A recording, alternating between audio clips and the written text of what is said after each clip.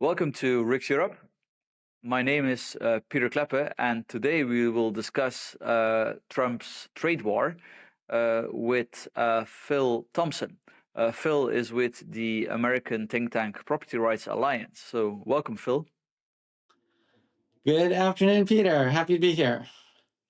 Lots to discuss. President Trump just showed that he is for turning. He closed the deal with China to drastically reduce these tariffs, these punitive tariffs that he had been imposing on China, and in return, China is also reducing a lot the tariffs that they had been imposing on the U.S. In retaliation. So it looks like we're going in the right direction, are we not? At least that's what the markets seem to think. Right now, I think the markets are responding to increased certainty. These are a welcome reprieve to where tariffs have been. Secretary Bessent called the 145% tariffs that we had on China imposed embargo. So now it's much less than that, but still hopefully can go down a little bit more. Yeah, and your think tank, the Property Rights Alliance, you just came out with the annual update of the Trade Barrier Index, which is very interesting. Could you tell a little bit more about that? The Trade Barrier Index measures how countries impose the most direct forms of trade barriers. Those are tariffs, services restrictions, and non-tariff barriers. And then we have a fourth component on how trade is facilitated. And this year's index, we measure how 122 different countries impose these trade barriers. And that covers 97% of global GDP and about 80% of the world population. All right, and would you say that America is much worse or much better than other industrial countries? So the United States is 61st on the index, which is right smack in the middle. It is below the European Union and other high-income countries. And the last edition was in 2023. We only had 88 countries, and the United States was 65. So this year, the United States 61, but out of 122 countries. I still think it doesn't make everyone happy, but it shows that United States still has significant trade barriers it imposes, and has never been this bastion of free trade that a lot of people have accused the United States of. So it's sort of a big market. If you want to make a lot of money, America is great because you can, place your product or service across the US. But then to actually enter the market from abroad, it's actually relatively protectionist, right? Right. So the United States usually imposes pretty low tariffs, which is what is identified in the index. The average tariffs is about 3%. And then the United States has very low services restrictions. These are the rules on how foreign businesses can operate within the country. Very easy for any foreign business to set up shop in the United States. They can own land in the United States. They can hire and fire who they want in the United States. The United States imposes many of these non-tariff barriers. These are tariff rate quotas. These are rules on what kind of agriculture products can be imported for health and safety. And these are also countervailing duties and anti-dumping duties and other types of trade restrictions where imports are seen as a threat to the domestic market. So the United States and other high-income countries are big users of these non-tariff barriers. While they usually have very low tariffs, they have all these fine print restrictions. So a lot of the tariff rate quotas include beef, cheese, sugar, peanuts. We even have a quota on rubber bands. It's a very long list of where we have this managed trade that doesn't show up if you just look at tariffs. Oh, that's very interesting. So, but the US, I understand, is actually quite open when it comes to services. I mean, is that the case for the European Union as well, or are they more protectionist than the US? This fits the pattern we see in other high-income countries and the trade barrier index. Low tariffs, low services restrictions, but high non-tariff barriers. For instance, in the European Union, it's difficult to import food that has artificial food coloring from the United States, or we're famous for our chicken that's cleaned with chlorine. There's other restrictions on products that have GMOs. These are the non-tariff barriers imposed by the European Union. And a lot of the times we see that these have a justification for health and safety, but they also seem to be restricting competition from abroad.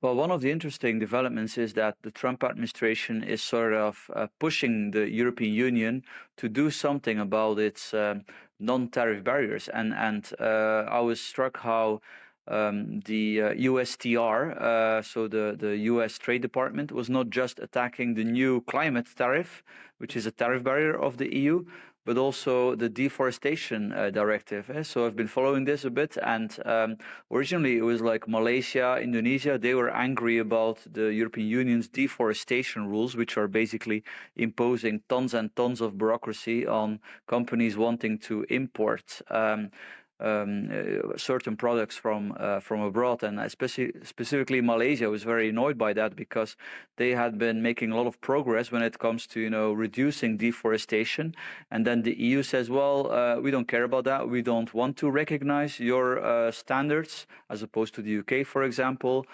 Please fill in this massive list of forms, which is actually gonna badly hurt SMEs. And not long after, Brazil, but also America, with the Biden administration, started to complain about this.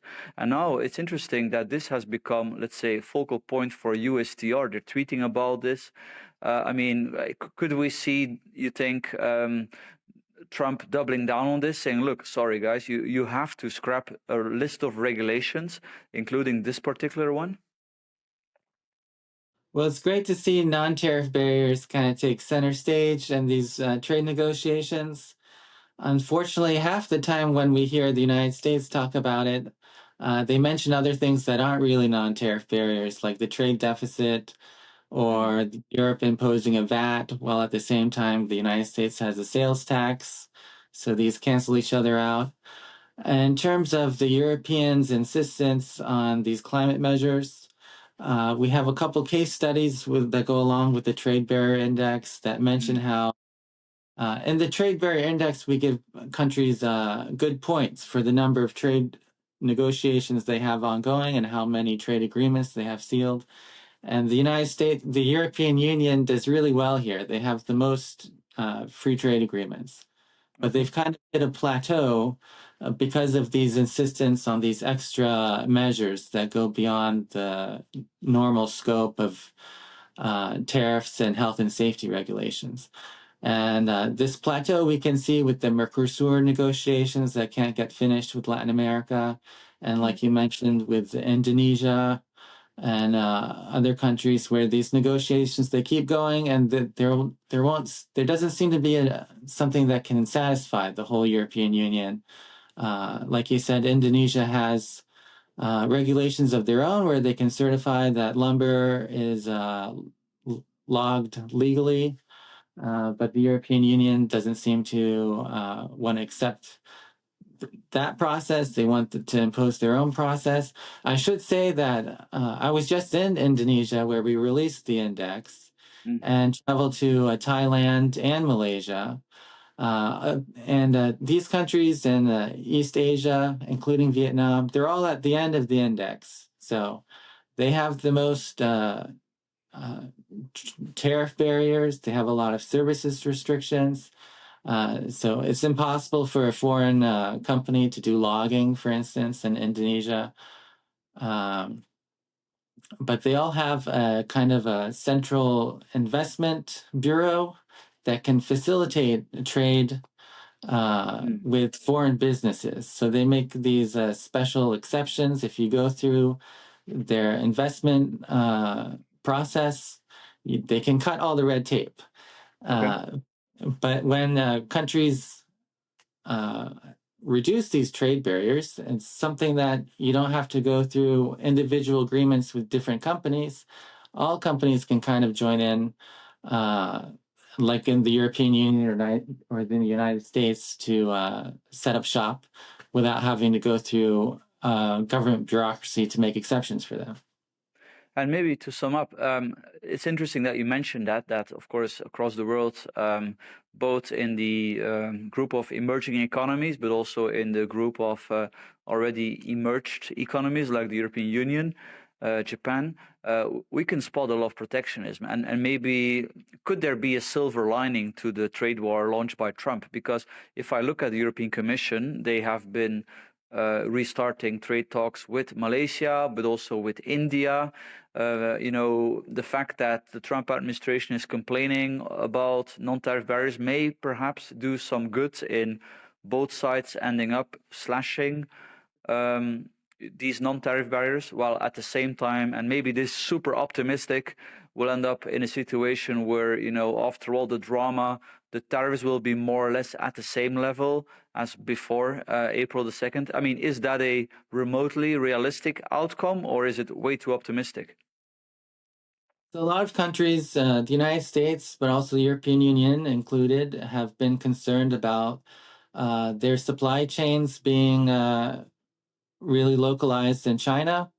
And I guess the silver lining is now there's a lot of attention to have their companies explore the rest of Asia.